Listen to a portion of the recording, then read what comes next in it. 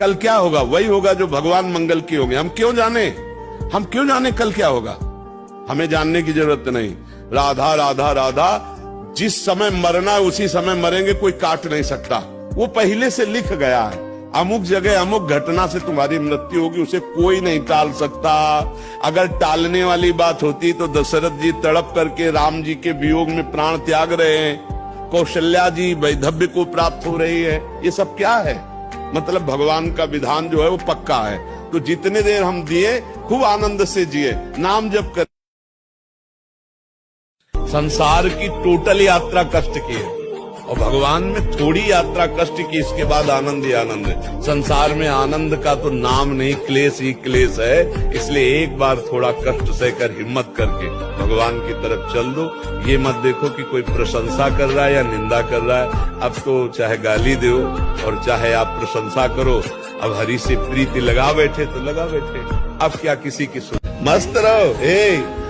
गलत करो मत तो गलत सहो मत, फिर तुम्हारा कोई बाल बांका नहीं कर सकता। ऐसे बिल्कुल मस्त रहो कि शरण में हो, और जो दुख सुख आवे उसे भोगना सीखो, मिटा नहीं सकते। भजन तो वृद्धावस्था में किया जाता है। अभी कोई नौजवान अगर करना शुरू कर दे तो आस पड़ोस वाले कहने लग जाते हैं। तो ये जो संसारिक जन है, इनका कथन की जवानी भोगों के लिए, बुढ़ापा भजन के लिए, ये बिल्कुल गलत है। ऐसा कभी नहीं हुआ और ऐसा कभी नहीं हो सकता। जैसे पीछे कहा गया है शास्त्रों में कि गृहस्थी के बाद बुढ़ापे में भजन करने के लिए वनवास जाए, तो उसमें पद्धति थी, पहले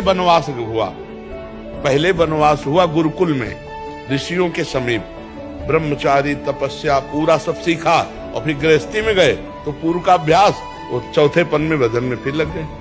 अब जब जिसने भजन कभी नहीं किया वो भजन नहीं कर सकता है। बुढ़ापे में शरीर बहुत पीड़ादायक होता है। जैसे रोग ग्रसित शरीर है, वृद्धावस्था का ग्रसित शरीर है, इनमें चेष्टाएं नहीं होती कि भजन किया जा सके, तपस्या किया जा सके। ये अवस्था होती, जो अभ्यास हो गया वही चलता रहेगा। जैसे पेपर पढ़ने का अभ्यास है तो बुढ़ापे में पेपर चाहिए, टीवी का अभ्यास है तो टीवी चाहिए, चाय का अभ्यास है चाय चाहिए, गाली देने का अभ्यास है, वो चाहे जितना बहू बेटा सेवा करे वो गाली बकेगा। देखो आप वृद्ध हो, आप बताओ हमारी बात का कि गलत है कि सही है? आपसे पूछो, सही है। देखो आप प्रमाण दे रहे हैं। ये हमने बहुत अच्छे से वृद्ध जनों से पूछ करके बातें हम आपको बता रहे हैं।